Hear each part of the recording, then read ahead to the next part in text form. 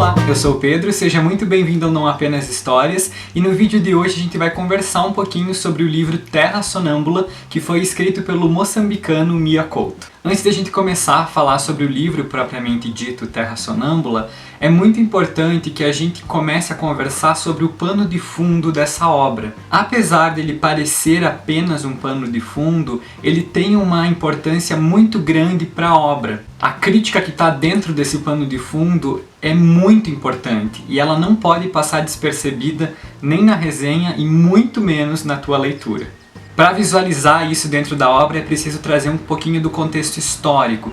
Por isso a gente vai conversar agora um pouquinho sobre história. Moçambique foi colonizado por Portugal a partir da Conferência de Berlim, que aconteceu no século XIX, e essa conferência inaugurou, digamos assim, um período denominado pelos historiadores de neocolonialismo. Todos nós já ouvimos falar sobre o descobrimento do Novo Mundo, o descobrimento do continente americano no século XV. Esse período do século XV, marcado pelas grandes navegações empreendidas por Portugal e Espanha, a priori é conhecido como colonialismo, porque os países do Velho Mundo, da Europa, descobriram essa nova massa de terra e por isso foram até esse local colonizá-la. E a gente pode dizer que o colonialismo durou até o século XIX, quando se instaurou uma nova ordem, que é o neocolonialismo, que foi responsável pela colonização dos continentes africano, asiático e da Oceania pelas potências capitalistas. No continente africano, esse neocolonialismo foi basicamente uma sangria. Na Conferência de Berlim, o continente africano foi literalmente retalhado entre as potências exploradoras.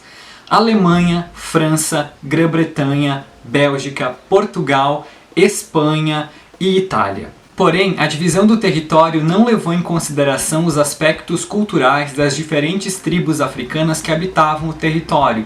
Por esse motivo, tribos com culturas diferentes foram juntadas em um mesmo domínio. Por causa disso, aconteceram conflitos entre as tribos diferentes e até mesmo rivais. Um outro fator contribuinte para a instabilidade política, econômica e social que vigora até hoje nos países africanos é que a grande maioria desses países só conseguiu sua independência a partir da segunda metade do século XX, depois da Segunda Guerra Mundial. Portanto, esses são países ditos de colonização e independência tardias. Então, se nós formos comparar Moçambique com o Brasil, por exemplo, a história de colonização e independência de Moçambique é muito recente, porque ela é dos séculos XIX e século XX. Já o Brasil, por exemplo, foi colonizado durante os séculos XVI, XVII e XVIII, quando em 1822, no século XIX, conseguiu a sua independência. Portanto, essa colonização tardia é um fator completamente devastador para um país, porque justamente foi uma colonização de exploração, que sangrou completamente cada um desses territórios. E esse é o contexto histórico que eu queria resgatar com você sobre Moçambique, porque este é um país que viveu durante 10 anos uma guerra anticolonial e depois da guerra de independência viveu mais 15 anos de uma guerra civil onde dois grupos antagônicos lutavam pelo poder de Moçambique. Então tinha-se o Frelimo, que era a Frente para a Libertação de Moçambique, com caráter um pouco mais marxista, e o Renamo, que era a Resistência Nacional Moçambicana, que tinha um viés um pouco mais conservador. E é no contexto de uma guerra civil moçambicana e de uma seca que provocou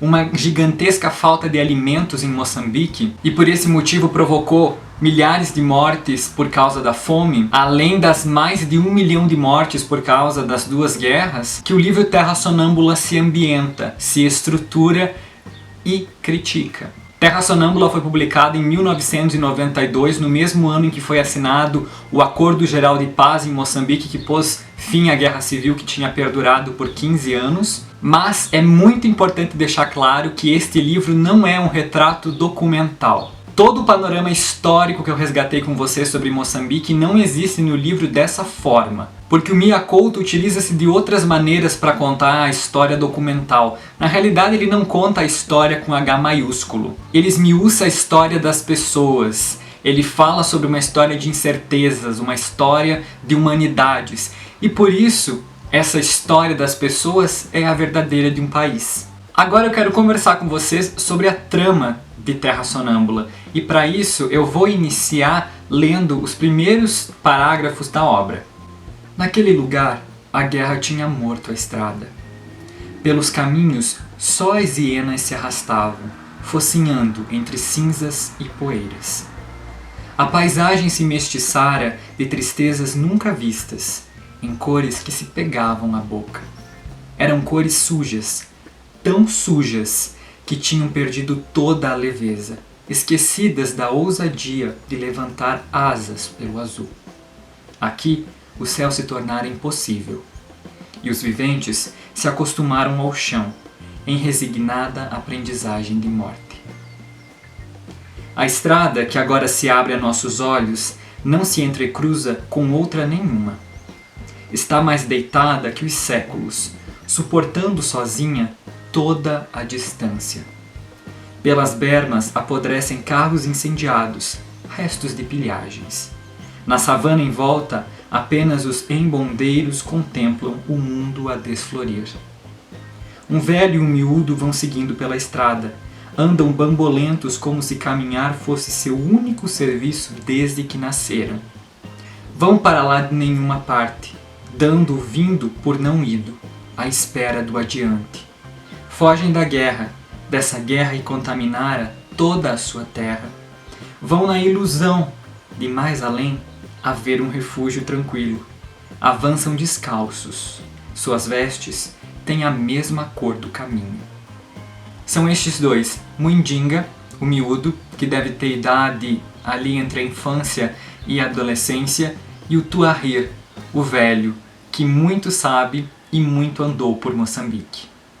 Estes dois são a nossa primeira linha narrativa. Estes dois viajam por essa estrada morta, suja, confusa e nebulosa, até que eles se deparam com um machimbombo, um ônibus incendiado, e eles decidem parar para ficarem um pouco mais salvaguardados dentro desse autocarro. Nesse machimbombo há muitos corpos carbonizados, porque recentemente havia sido ateado fogo a eles. E o Mundinga, quando entra, ele pede para que o Tuahir e ele enterrem os corpos, porque ele não aguenta mais viver entre os mortos. Assim, depois que eles juntam todos os corpos carbonizados e enterram, eles percebem que há fora do ônibus incendiado um corpo de um homem que fora morto a tiros. Recentemente, porque o corpo ainda não cheirava mal. E junto desse corpo havia uma maleta, e dentro dessa maleta haviam cadernos. O Mundinga toma para si aqueles cadernos por um ímpeto. De súbito, ele resolve ficar com os cadernos. E depois eles simplesmente pegam o morto e colocam dentro da cova também. A partir destes cadernos é que a segunda linha narrativa começa a se desenvolver. Porque essas anotações pertenciam a Kinzo, um rapaz que eles não sabiam quem era, que viajou e anotou nesses cadernos aquilo que ele viu. Eles ainda não têm muita certeza sobre o que trata esses cadernos. Então o Mundinga começa a lê-los. E é a partir dessa leitura que as duas linhas narrativas, até então separadas, começam a se fundir. E a linha que divide elas é extremamente tênue, é muito difícil perceber onde que está a divisão, a ruptura, a fissão entre essas duas histórias. E esse é um dos pontos mais interessantes do livro, porque o Miyakoto consegue juntar essas duas linhas narrativas distintas, a princípio, de uma forma incrível. E a trama do livro é basicamente essa: os dois viajantes, os dois andantes ao redor do machimbombo e lutando pela sobrevivência, e as histórias narradas nos cadernos de Kinzo, que são lidas todas as noites pelo Mundinga para o Tuahir. Só que o Terra Sonâmbula é muito mais do que isso, porque o livro é construído a partir de mitos, provérbios, aforismos, neologismos, simbolismos e de todo o folclore africano. E algumas dessas características que compõem a obra são importantes de serem destacadas. O fio condutor do romance é a perda da memória coletiva e da visão de mundo das comunidades tradicionais da África que foram destruídas após a Guerra de Independência que assolou o país. Portanto, a leitura dos cadernos de Kinzo pelo Mundinga e outros acontecimentos do livro representam a importância da oralidade para a manutenção e para o fortalecimento da tradição oral na África. A oralidade é uma característica de todos os povos, não apenas dos africanos, mas é por meio dela que eles têm a possibilidade de manter, construir e passar para as próximas gerações o conhecimento que eles possuem. Assim, contar histórias é uma maneira de manter viva a lembrança e a identidade do povo africano. E a identidade é outra máxima do livro, porque vários dos personagens de Terra Sonâmbula estão à procura da sua própria identidade, ou à procura da identidade do país no qual eles vivem. O Mundinga, por exemplo, não se recorda do seu passado, ele não tem uma identidade, portanto. Mas é a partir da leitura dos cadernos de Kindzu que a mente dele se abre para que ele possa se autodescobrir. E é importante visualizar o Mundinga não apenas como um personagem, é importante olhar ele com uma visão um pouco maior no decorrer da narrativa. Guardem isso e quando forem ler, analisem isso, é muito importante. Há também no livro outras duas características importantíssimas que eu quero evidenciar, que é a questão do sono e da guerra. E a questão do sono está inclusive no título do livro, que é Terra Sonâmbula. Para deixar isso um pouco mais claro, eu quero ler um dos primeiros trechos do primeiro caderno do Kindzu. O tempo passeava com mansas lentidões quando chegou a guerra. Meu pai dizia que era confusão vinda de fora, trazida por aqueles que tinham perdido seus privilégios. No princípio, só escutávamos as vagas novidades, acontecimentos no longe. Depois, os tiroteios foram chegando mais perto e o sangue foi enchendo nossos medos. A guerra é uma cobra que usa os nossos próprios dentes para nos morder.